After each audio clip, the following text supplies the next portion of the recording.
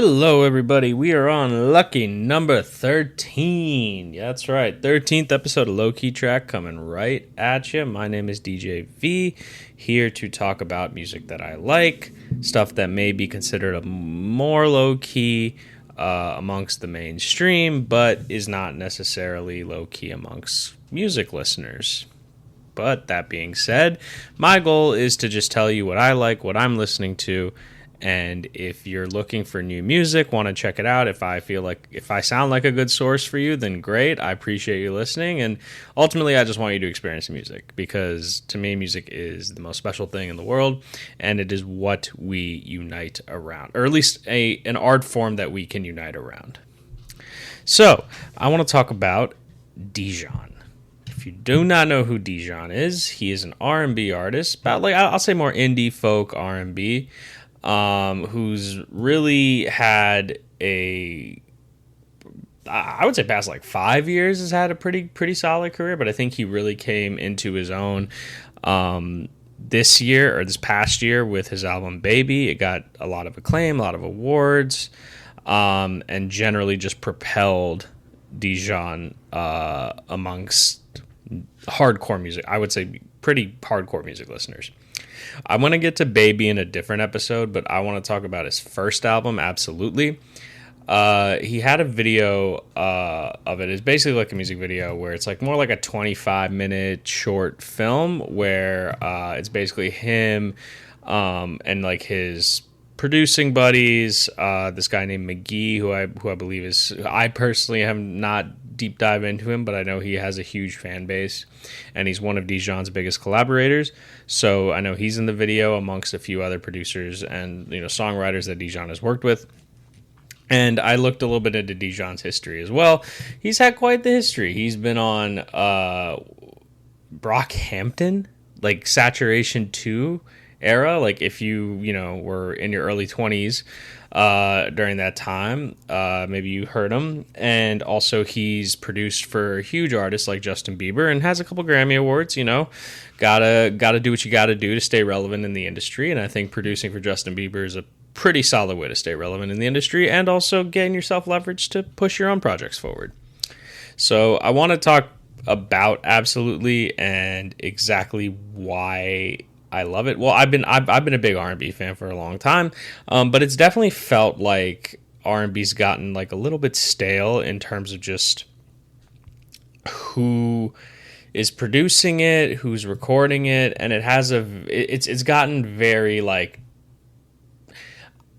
I think Bryson Tiller did some good. I think Bryson Tiller did some bad, but basically I think it's gotten very much integrated with trap, and it's gotten very integrated into this very industry made in a boardroom sound. And it is, I think, coming back to a little bit of a rebirth with indie folk, a little bit of soul kind of thrown in.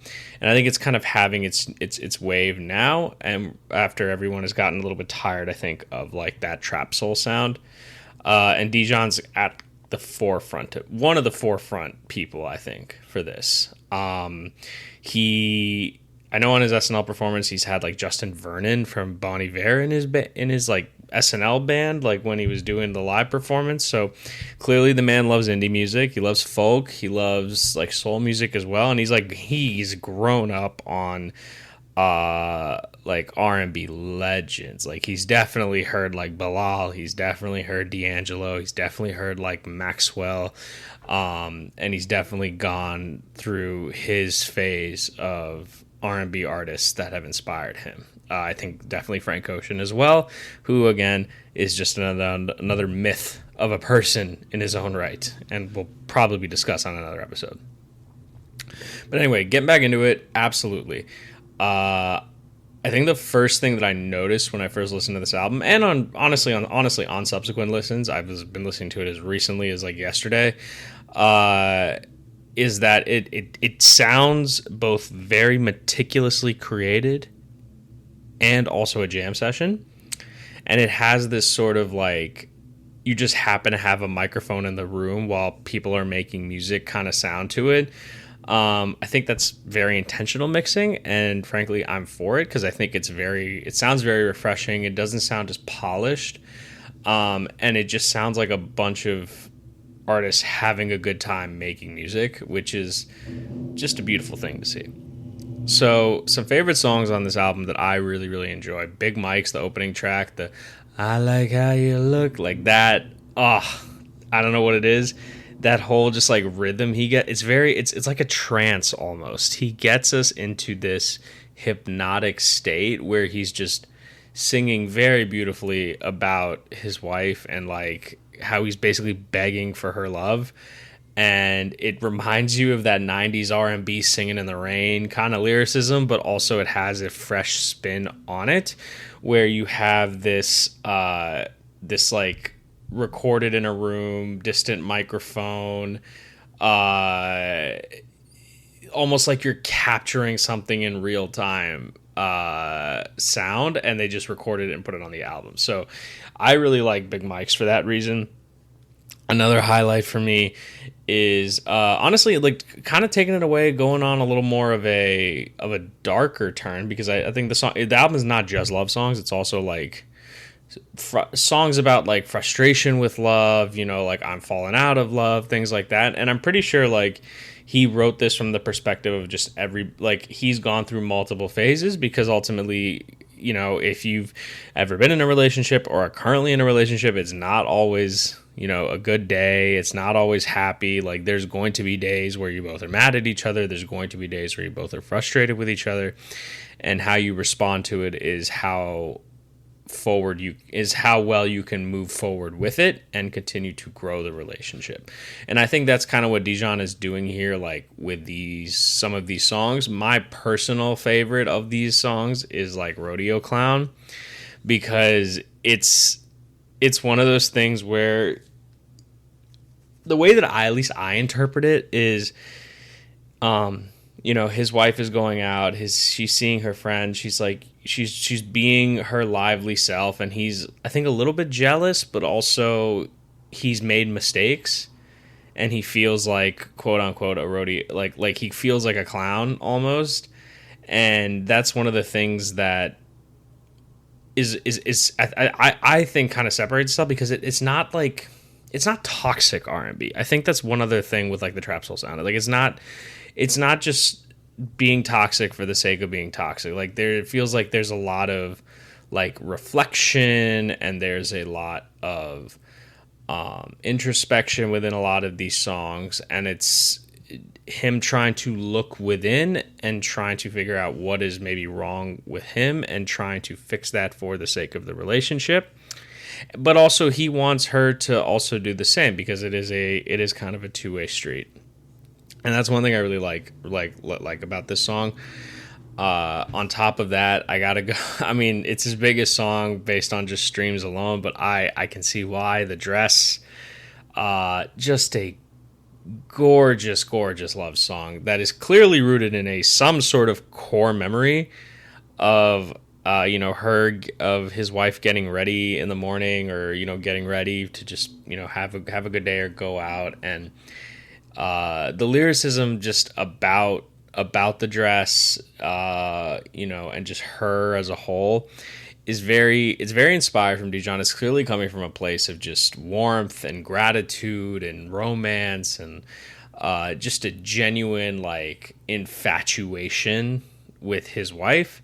And I think that's something that has been part of this like R&B rebirth, is kind of shifting away from the I can't love you because XYZ to I will try to love you as much as I can, and here's all the reasons why. And I think that's beautiful. I enjoy the hell out of it. I love this album for that reason, and I wanted to just get on here, talk about it, tell you guys about this album if you haven't heard of Dijon. Also, if you're a movie buff and you haven't heard of Dijon, perhaps you saw the latest Academy Award Best Picture winner, one battle after another. Dijon is in that movie. He plays the guy that Leo talks to, like that one scene where Leo is like trying to remember the password. Not the guy that he's talking to, he's getting frustrated with. The guy that he talks to right after that, that's Dijon. If you don't know who he is. So, yeah, it turns out that guy makes music. And I see he's going on tour. I want to see him solo in concert. Like, I just want to, you know, whenever he comes, you know, whenever he goes on like a U.S. tour or whatever city he's in, like I want to at least try to get tickets and go to see him. Ultimately, I cannot recommend this album enough, especially if you're an R&B fan. It really feels like it is something just very different and very unique. And with his second album, Baby, that is another one where he brings his child into the mix and has very inspired songwriting about his kid. We'll get to that in another episode, but for now, I just wanted to kind of focus on Absolutely. So appreciate you listening. If you've listened all the way through, thank you. Check this album out, Dijon. Absolutely, wherever you want to stream your music. I might actually get the vinyl at some point. I've started collecting vinyl, so perhaps this will be added to the collection. Follow me on socials at Lowkey Track. This is wherever you get your podcast: Spotify, Apple, YouTube, wherever you're listening. Appreciate you listening. But this is available just about wherever you can get your podcasts. And until next time, I like how you look. Man, I can't get enough of that, dog.